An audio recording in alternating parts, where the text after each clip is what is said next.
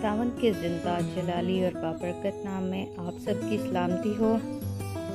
1 year Bible study course آج ہم پڑھیں گے پیدائش اس کا 3 باب، متی اس کا 3 باب، یرمیہ اس کا 2 باب 9 سے 19 آیت تک۔ پیدائش اس کا 3 باب۔ اور سام کل دشتی جانوروں سے جن کو خداوند خدا نے بنایا تھا چالاک تھا، اور اس نے عورت سے کہا، کیا واقعی خدا نے کہا ہے کہ باغ کے کسی درخت کا پھل تم نہ کھانا؟ عورت نے سام سے کہا کہ باغ کے درختوں کا پھل تو ہم کھاتے ہیں، پر جو درخت باغ کے بیچ میں ہے اس کے پھل کی بابت خدا نے کہا ہے کہ تم نہ تو اسے کھانا اور نہ چھونا ورنہ مر جاؤ گے۔ تب سانپ نے عورت سے کہا کہ تم ہرگز نہ مرو گے، بلکہ خدا جانتا ہے کہ جس دن تم اسے کھاؤ گے تمہاری آنکھیں کھل جائیں گی اور تم خدا کی مانند نیک و بد کے جاننے والے بن جاؤ گے۔ عورت نے جو دیکھا کہ وہ درخت کھانے کے لیے اچھا اور آنکھوں کو خوشنما معلوم ہوتا ہے اور عقل بخشنے کے لیے خوب ہے، تو اس کے پھل میں سے لیا اور کھایا اور اپنے شوہر کو بھی دیا، اور اس نے کھایا۔ تب دونوں کی آنکھیں کھل گئیں اور ان کو معلوم ہوا کہ وہ ننگے ہیں، اور انہوں نے انجیر کے پتوں کو سی کر اپنے لیے لنگیاں بنائیں۔ اور انہوں نے خداوند خدا کی آواز جو ٹھنڈے وقت باغ میں پھرتا تھا سنی، اور آدم اور اس کی بیوی نے اپنے آپ کو خداوند خدا کے حضور سے باغ کے درختوں میں چھپایا۔ تب خداوند نے آدم کو پکارا اور اس سے کہا کہ تو کہاں ہے؟ اس نے کہا، میں نے باغ میں تیری آواز سنی اور میں ڈرا کیونکہ میں ننگا تھا، اور میں نے اپنے آپ کو چھپایا۔ اور اس نے کہا، تجھے کس نے بتایا کہ تو ننگا ہے؟ کیا تو نے اس درخت کا پھل کھایا جس کی بابت میں نے تجھ کو حکم دیا تھا کہ اسے نہ کھانا؟ آدم نے کہا کہ جس عورت کو تو نے میرے ساتھ کیا ہے اس نے مجھے اس درخت کا پھل دیا اور میں نے کھایا۔ تب خداوند خدا نے عورت سے کہا کہ تو نے یہ کیا کیا؟ عورت نے کہا کہ سانپ نے مجھ کو بہکایا تو میں نے کھایا۔ اور خداوند خدا نے سانپ سے کہا، اس لیے کہ تو نے یہ کیا، کیا تو سب چوپایوں اور دشتی جانوروں میں معلوم ٹھہرا؟ تو اپنے پیٹ کے بل چلے گا اور اپنی عمر بھر خاک چاٹے گا، اور میں تیرے اور تیری عورت کے درمیان اور تیری نسل اور عورت کی نسل کے درمیان عداوت ڈالوں گا۔ وہ تیرے سر کو کچلے گا اور تو اس کی ایڑی پر کاٹے گا۔ پھر اس نے کہا، عورت سے کہا کہ میں تیرے درد حمل کو بہت بڑھاؤں گا، تو درد کے ساتھ بچے جنے گی، اور تیری رغبت اپنے شوہر کی طرف ہوگی، اور وہ تجھ پر حکومت کرے گا۔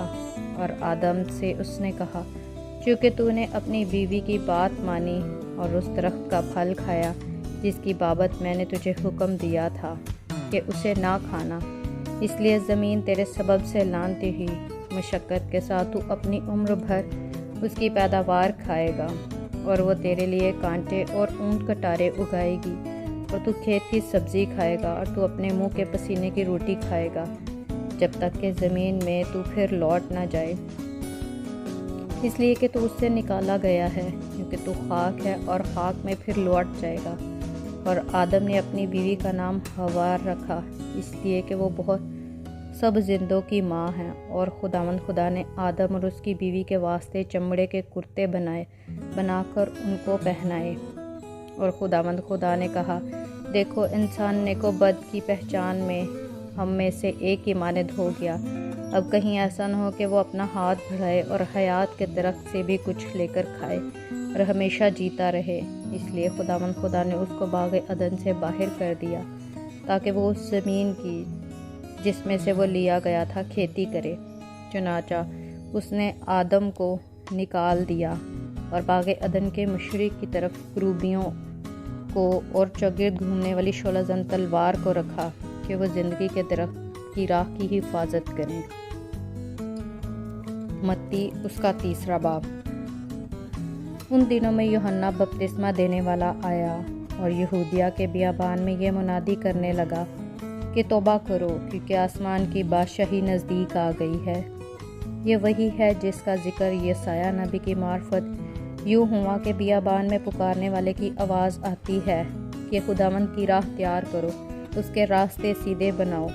کہ یوحنا اونٹ کے بالوں کی پوشاک پہنے اور چمڑے کا پٹکا اپنی کمر سے باندھے رہتا تھا، اور اس کی خوراک ٹڈیاں اور جنگلی شہد تھا۔ اس وقت یروشلم اور سارے یہودیہ اور یردن کے گرد و نواح کے سب لوگ نکل کر اس کے پاس گئے اور اپنے گناہوں کا اقرار کر کے دریائے یردن میں اس سے بپتسمہ لیا۔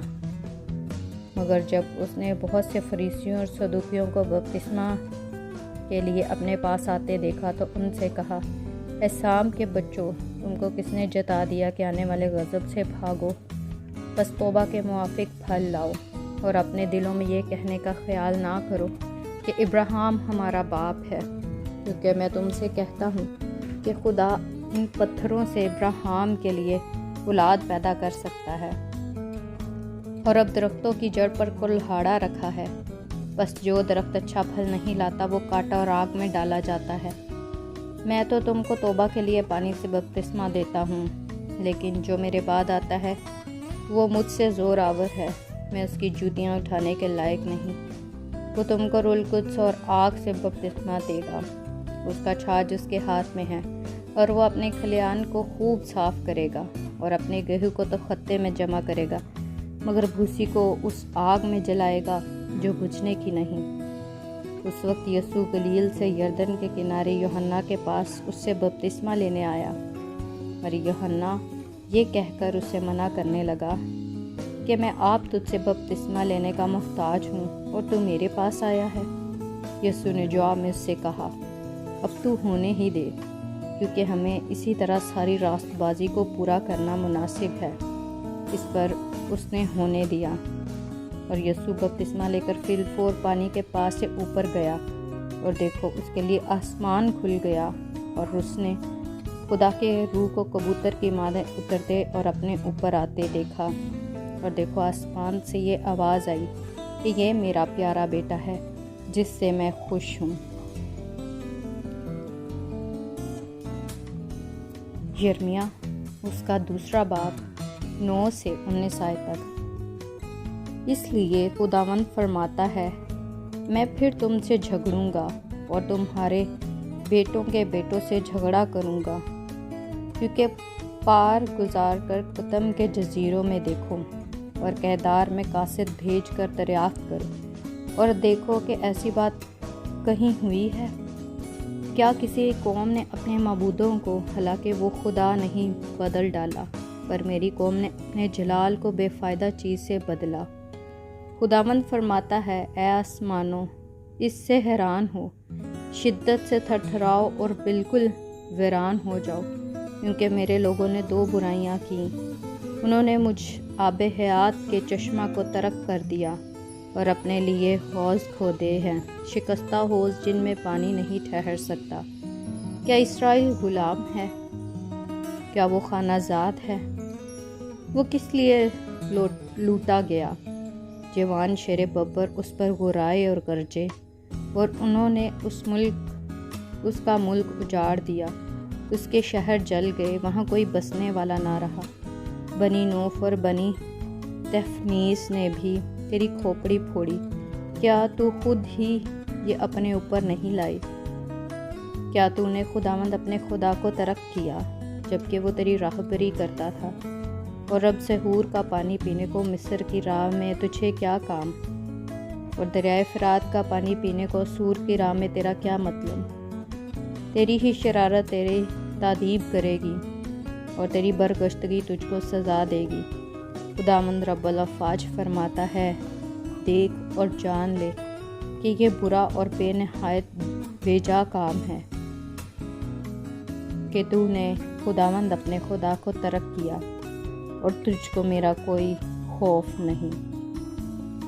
پاک کلام کے پڑھے اور سنے جانے پر خداوند کی برکت و خداوند کا شکر ہو، آمین۔